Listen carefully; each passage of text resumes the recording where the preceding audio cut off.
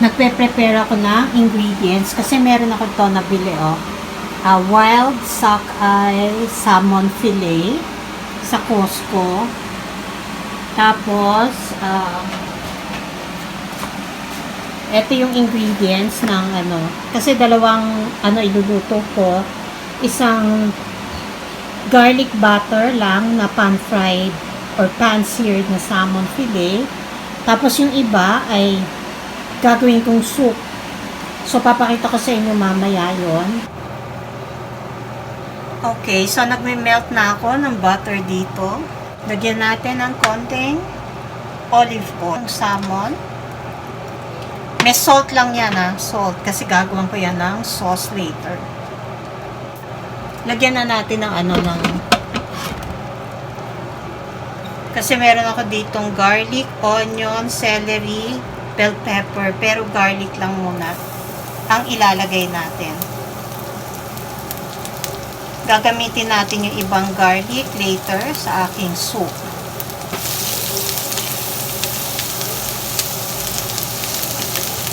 So, nagsisizzle na ang ating bawang. So, ibig sabihin, mainit na talaga ang oil, di ba? So, lalagay na natin ang ating salmon. This is with skin pa. So, skin side down.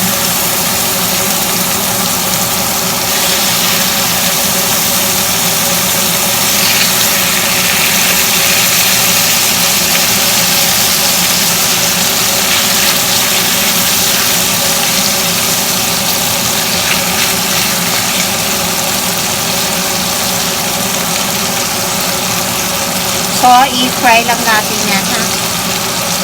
Makikita naman natin, no, yung color ng salmon is magwa-white siya. So, pag nag-white, yung kabila naman. So, this is medium heat. Parang ipa-pan-sear natin siya. So, let's try to flip it na.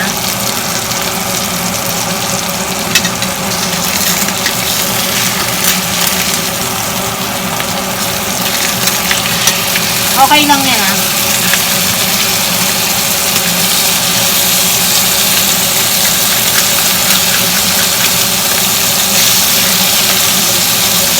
Huwag matakot.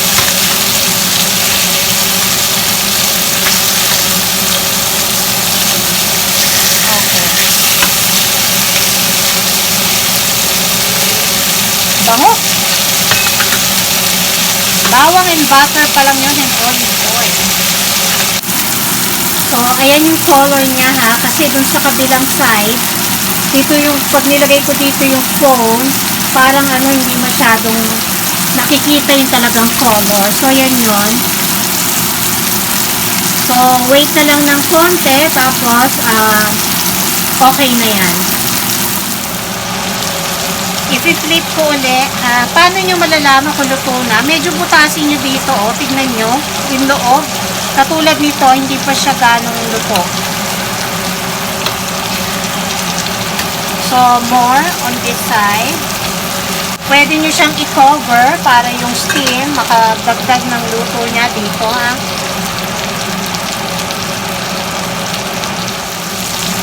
Okay, so this is done. Pwede I can drizzle calamansi or lemon juice here. Pero, dahil I will be using this pan for my soup, I will just put the lemon or the calamansi pag nasa plate na, okay? Not in the pan. So, I'm just gonna add this one. Okay. So, I will remove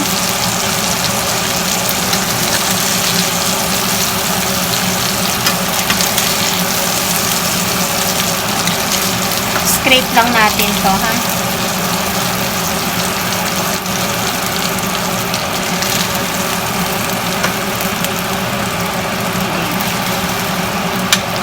Tanggalin natin yung natuyo na na dumikit. Because we need the pan for my soup.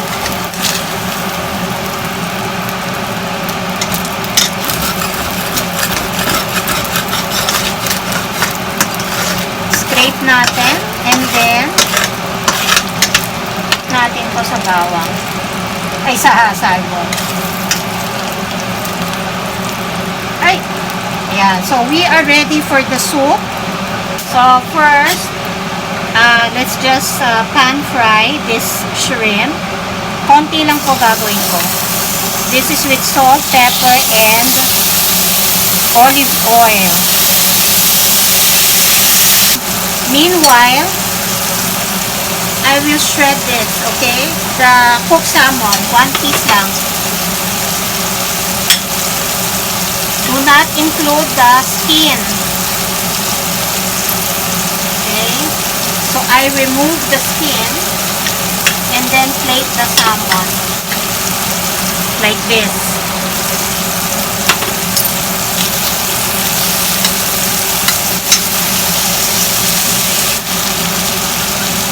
I also have kernels, corn kernels.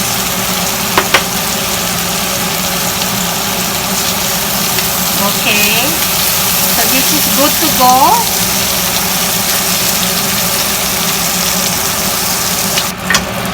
Add natin sa salmon na may plate na salmon.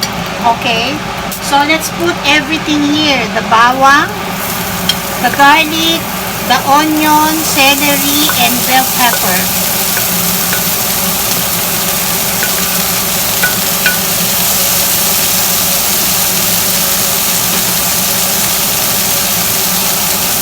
And add more butter.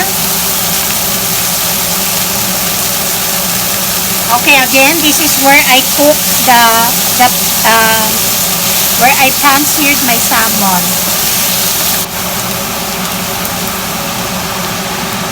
Let's add about 2 tablespoons full, 2 to 3 tablespoons full of corn.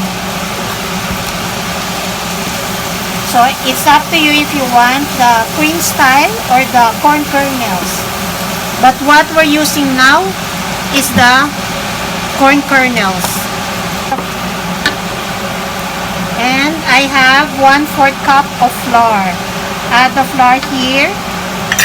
Keep stirring so you can cook the flour first.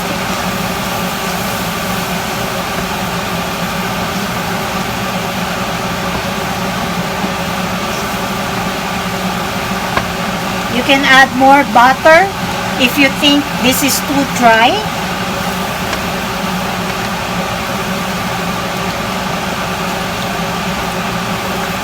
We need to cook the flour so when you taste it, it doesn't taste like raw flour. Okay. Let's add 1 chicken cube.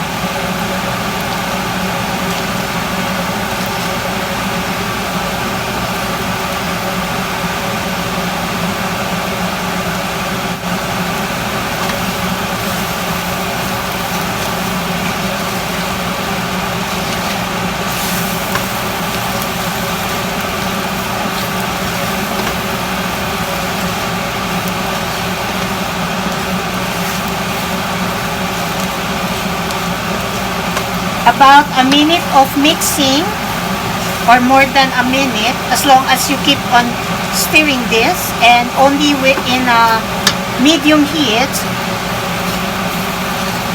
Then add slowly your water. So this is about 1 cup to 1.5. 1 cup muna kasi baka makulang yung thickness. You can add more later. Start with 1 cup, then add another cup if you want, or if the sauce or the soup is too thick, you can add more flour. Or if your soup is very salty, add more sugar. Add more flour pala kanina. Add more water. Ano ba yung sinasabi ko? Basta, if this is too salty, add more water pala. But, we're not yet done because, okay, Let's add about 1/4 cup of half and half or cream. And I have here a cup of boiled tender na to na potatoes. So we can add more water, I guess.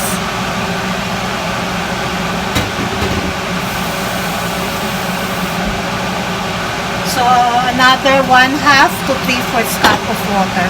Basta pag pag malapot,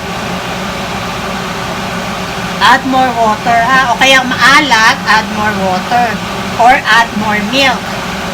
Pero syempre we don't want very creamy masyado, di ba? Para hindi naman nakakakilig. Okay? Let's taste this.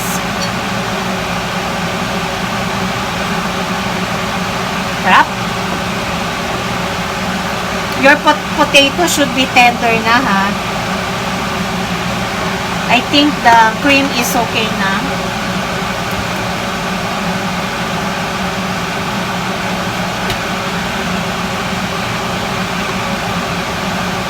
So let's simmer this. So when it starts to boil, add the salmon and the shrimp. So let's add more pepper. If you want lots of pepper, go ahead.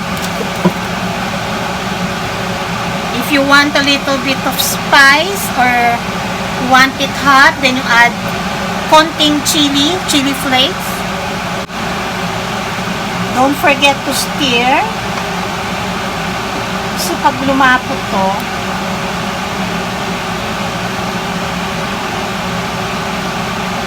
okay.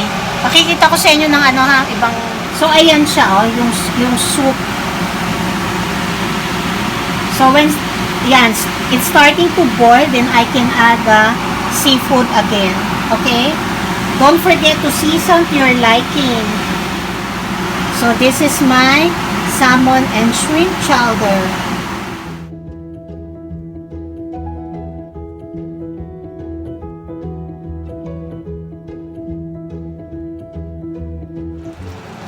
The following day na ito ha. Ayan, teka nga.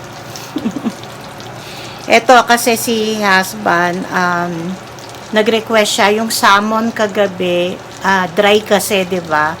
So, nag-request siya ng additional butter garlic sauce na merong lemon or calamansi, and then nilagyan ko ng Knorr seasoning. Yun, nilagyan ko na siya ng additional butter. Tapos garlic, toasted garlic, lemon, and Knorr seasoning. Meron yan ayun. Tapos, ito yung binoboil kong patatas kagabi. Magmamash potato lang ako. Lalagyan ko lang ito ng butter at paminta. Yon. Ito, nagmamash lang ako ng konti. Hindi ko naman lalahat yan Ito lang siguro. Kasi gusto rin niya ni husband yung binibake. I-slicein ko, tapos i-bake ko sa oven hanggang medyo brown. Hindi na ako gumamit ng potato masher. Pangit ang potato masher namin Medyo matigas pa yung iba. Ayoko kasing over naman na yung malambot, dahil gusto ko nga mag-bake ng ibang Pwede rin tong gawing parang ba tawag dito, yung smash na ipa-pan fry. Yan, so ibabalik ko siya sa oven. Pwede naman yung super kung gusto niyo super pino, pwede niyo i-food processor. Ako ayoko, gusto ko yung nararamdaman ko yung Pwede rin naman yun, pero okay na to. Then yung nangyari gusto. So, eto na. Eto yung aking mashed potato. Bale, I added more butter at sinubukan ko maglagay ng 1 teaspoon of half and half. So, okay naman siya. Marami siyang pepper kasi gusto ko mapaminta. Tapos ito, from last night, gumawa ko ng more butter and garlic, Tapos nilagyan ko ng Knorr seasoning. So, magugustuhan na to ni husband lalo kasi hindi na siya dry. At maraming bawang. And then, my leftover salmon chowder. Sarap-sarap. Dinagdagan ko siya ng half and half kasi nag-thick na siya. Siyempre, kinabukasan pa, diba? So, pwede nyo lagyan ng, kapag halimbawa, naging thick pa siya, pwede nyo lagyan ng water or half and half or milk, ha? Depende sa lasa niyan. Okay? So, Russell, kakain na. Oh.